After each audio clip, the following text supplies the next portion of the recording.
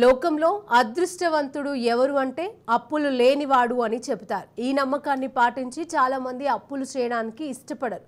తమకు అప్పులు లేవని గర్వంగా ఫీల్ అవుతూ ఉంటారు. కానీ అలా ఫీల్ అయితే తప్పులో కాలేసినట్లే. ఎందుకంటే ఏపీలో పుట్టే శిశువు మీద కూడా అప్పు ఉంది.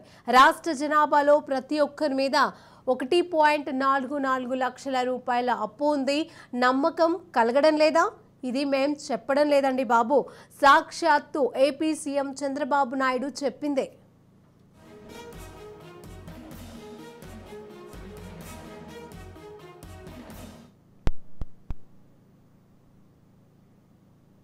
ఏపీలో 10 ఏళ్ల ఆర్థిక స్థితి పైన సీఎం చంద్రబాబు వైట్ పేపర్ ను రిలీజ్ చేశారు. ఇక విభజన తర్వాత రాష్ట్రం ఆర్థిక ఇబ్బందుల్లో కూరుకుపోయిందని స్పష్టం చేశారు.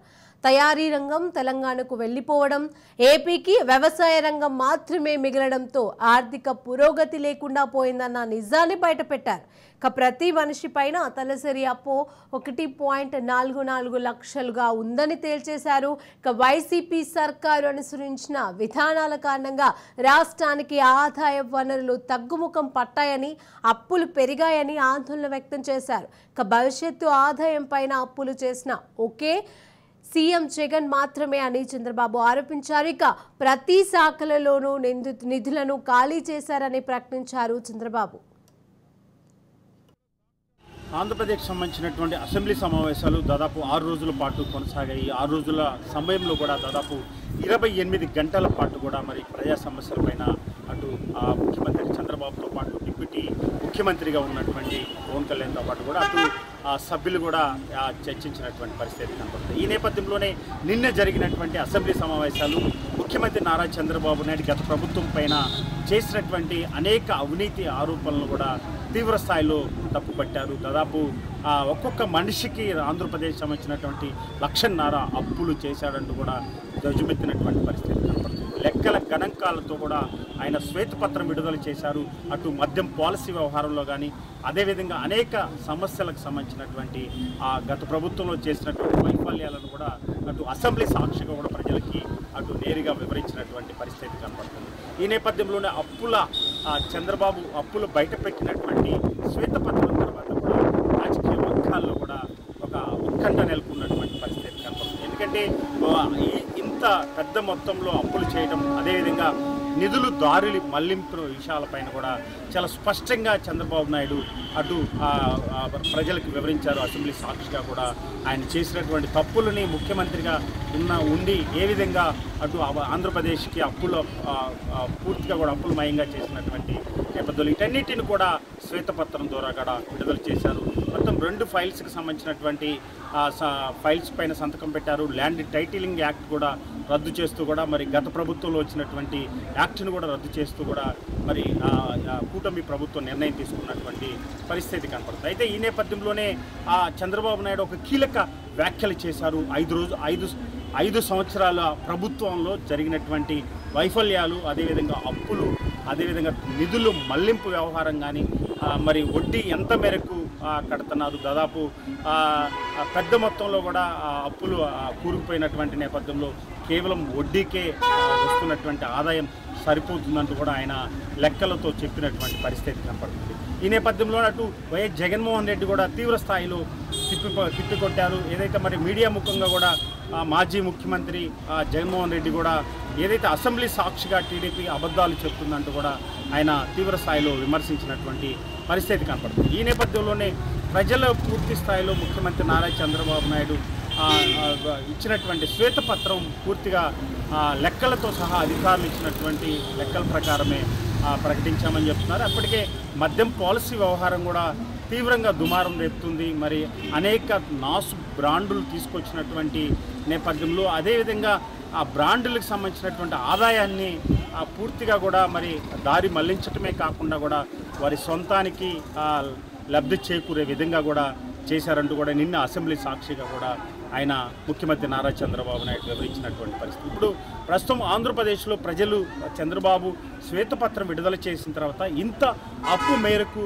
జగన్మోహన్ రెడ్డి చేశాడంటూ కూడా రాష్ట్ర ప్రజలు ఒక ఆశ్చర్యానికి గురవుతున్నటువంటి పరిస్థితి కనపడుతుంది. అయితే రాజధానికి సంబంధించినటువంటి వ్యవహార నష్టాలకు సంబంధించి మరి రాజధాని పూర్తిగా వదిలేయటం వలన ఎంత నష్టం చేకూరిందంటూ కూడా ఆయన చంద్రబాబు నాయుడు కూడా మరి అసెంబ్లీ సాక్షిగా చెప్పినటువంటి పరిస్థితి. 5 ఏళ్ల కాలంలో అభివృద్ధి చేయనప్పటికీ కూడా అప్పుల మయంగా మార్చాడు ఆంధ్రప్రదేశ్ని. వీటన్నిటిని కూడా ఎదుర్కోవాల్సినటువంటి అవసరం ఉంది. రానున్నటువంటి రోజుల్లో కేంద్ర సహకారంతో ఇప్పటికే దాదాపు 15,000 కోట్ల రూపాయలు రాజధానికి కేంద్రం ప్రకటించినటువంటి నేపథ్యంలో కేంద్ర బడ్జెట్లో కూడా ప్రకటించారు. అదేవిధంగా విశాఖకు సంబంధించినటువంటి రైల్వే జోన్కు సంబంధించి కూడా 9,000 కోట్ల రూపాయలు ఇప్పటికే ఆంధ్రప్రదేశ్కి అందించింది. ఈ నేపథ్యంలోనే 2 సార్లు ముఖ్యమంత్రి నారా చంద్రబాబు నాయుడు ఢిల్లీ పర్యటించారు. అదేవిధంగా నిన్న సాయంత్రం కూడా మరి ఢిల్లీ పర్యటించారు. ఏదైతే మరి నీతి ఆయోగ్య సంబంధించినటువంటి సమీక్షలో కూడా పాల్గొన్నారు. అనేక విభజన చట్టంలో ఉన్నటువంటి అంశాలని లేవనెత్తేటువంటి అవకాశం ఉంది.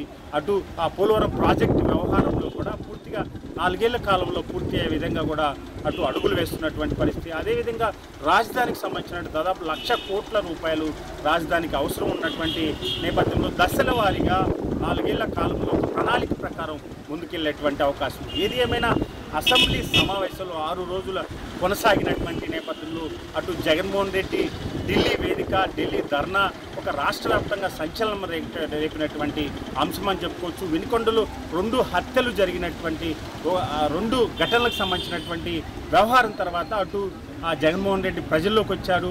ఏదైతే రషీద్ హత్యని అటు రాజకీయంగా కూడా వాడుకున్నారంటూ కూడా అటు అధికార పార్టీ విమర్శిస్తుంది. అది ఈ నేపథ్యంలోనే విపక్ష నేతలు కూడా మరి దాదాపు రాష్ట్ర వ్యాప్తంగా 36 మంది హత్య చేశారు అంటూ కూడా ప్రభుత్వం పైన దుమ్మెత్తిపోస్తున్నటువంటి. అయితే కేవలం 3 మాత్రమే చనిపోయారు. 3కి సంబంధించినటువంటి 2 టీడీపీ కార్యకర్తలు అంటూ హోంమంత్రి అనిత చెప్తున్నటువంటి పరిస్థితి. అయితే ఏది ఏమైనా కొంత అసెంబ్లీ సమావేశాలకి జగన్మోహన్ రెడ్డి కేవలం గవర్నర్ ప్రసంగం కొనసాగేటువంటి సమయంలో వాకౌట్ చేసి వెళ్ళిపోయారు. ఆ తర్వాత 5 రోజుల పాటు కొనసాగినటువంటి అసెంబ్లీ సమావేశాలకు కూడా హాజరు కాలేదు. కేవలం ఢిల్లీలో అటు అగ్రనేతలతో అటు కేంద్ర విపక్ష నేతలను కలుపుకొని ఆంధ్రప్రదేశ్ రాష్ట్ర పరిపాలన పెట్టాలంటూ కూడా ఆయన జంతర్ మంతర్ దగ్గర కూడా ఆయన చేసినటువంటి ధర్నా అటు రాష్ట్ర వ్యాప్తంగా కూడా ఒక దుమారం రేపుతున్నటువంటి పరిస్థితి కాబట్టి ఈ నేపథ్యంలోనే అధికార పార్టీ తీవ్ర స్థాయిలో తప్పుపడుతుంది.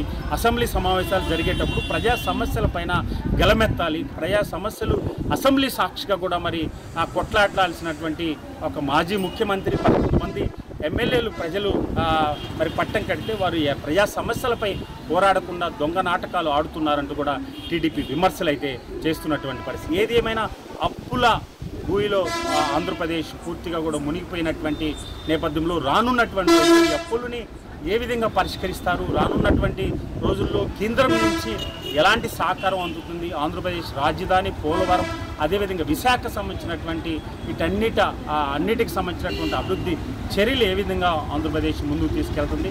ఇప్పటికే అనేక సంక్షేమ పథకాలు ఆంధ్రప్రదేశ్ ప్రజలకి వాగ్దానం చేసినటువంటి నేపథ్యంలో ఒక్కొక్కటిగా నెరవేరుస్తున్నామంటూ కూటమి ప్రభుత్వం చెప్తున్నటువంటి పరిస్థితి. ఏది ఏమైనా జరుగుతున్నటువంటి ఆంధ్రప్రదేశ్లో జరుగుతున్నటువంటి రాజకీయ రగడికి ఎప్పుడు ముగింపు పలుకుతుందో వేచి చూడాల్సినటువంటి పరిస్థితి.